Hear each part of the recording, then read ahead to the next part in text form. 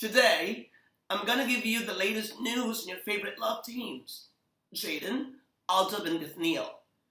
And I'm sure each and every one of you out there is very excited to hear anything about them. So let me share this buzz with you. Now, let's go. The comeback of James Reid and Nadine Lustre in primetime TV instantly captivated viewers nationwide as a pilot episode of their newest series, Till I Met You, scored high in the national TV ratings game. Jaden fans were in full force with the latest teleset of ABS-CBN as it recorded a national TV rating of 28.2%. Although it's not really that magnificent as a number, still, it's a great start for the much-awaited teleserye of Jaden. And Jaden is almost everywhere. Kung wala siguro yung pelikula ng Kathniel, ay siguradong ilang weeks pa rin silang maghahari at magre-reyna sa print media, sa social media. Mula sa kanilang mga pakilig sa mga mall tours, bahagi ng promotions ng kanilang teleserye, magazines, at sa mga commercials. James Reid just got another one lately.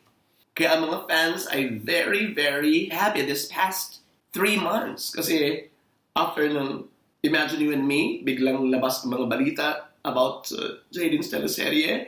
And then biglang bumulaga itong Barcelona ng Kathniel. So talagang baha ng tweets and news ang buong daigdig ng social media. And I'm happy for Jaden for this good news. Just like all the Jaden fans out there. Next headline is this. I'm not after a kiss. I'm watching films not to watch a kiss. I mean, as a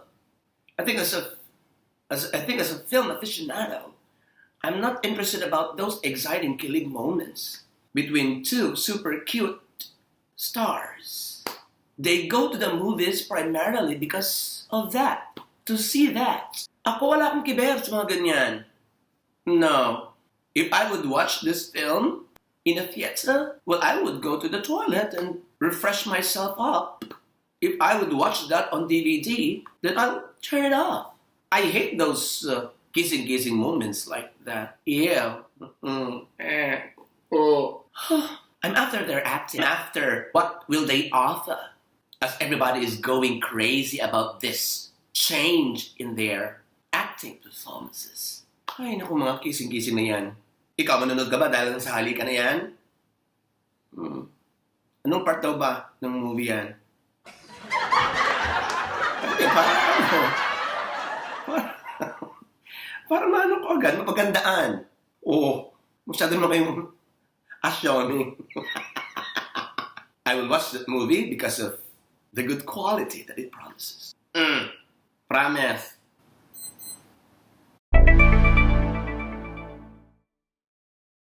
Next is about Aldab.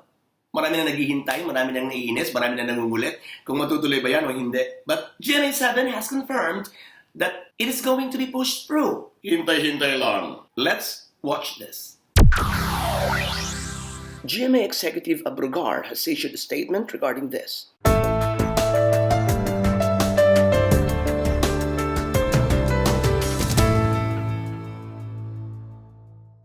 Alright, so yun naman pala. Ginagawa nila lahat ng paraan para maging maganda ito. At dapat lang, kasi talagang hawak ng ABS-CBN ang primetime television. At sa GMA7 naman halos ang sa umaga. At hati sila sa katanghalian. Pantay. May nag-comment nga pala sa akin minsan, at ito hindi ko pa nasasagot, kung alin bang mas kapani-paniwala, ang AGB Nielsen ba na naglilingkod sa GMA7 o ang Cantor Media na nagsaserbisyo sa ABS-CBN. So, ihiwalay natin yan. Magkakaroon ako ng isang bukod na video for that soon. Yung ibang pantayang pagtingin sa ABS-CBN at GMA7 sa kanilang obvious na tunggalian sa telebisyon, tunggalian sa ratings game, ay nag-aabang din sa unang teleserye ng Aldab because it would give more excitement to the competition And lalabas ang ilang mga tanong. Makakakain ba ang Aldab ng share o portion ng viewership na kinakamal ng ABS-CBN sa gabi? Kung ang probinsyano ba ay nandyan pa rin. For example, i-release o i-premiere ang teleserye ng Aldab in January at buhay pa rin ang probinsyano. Kaya nilang tapatan ito? Sila lang kaya ang hinihintay ng probinsyano para magpahinga muna sila? Well, that's something nobody can predict, really.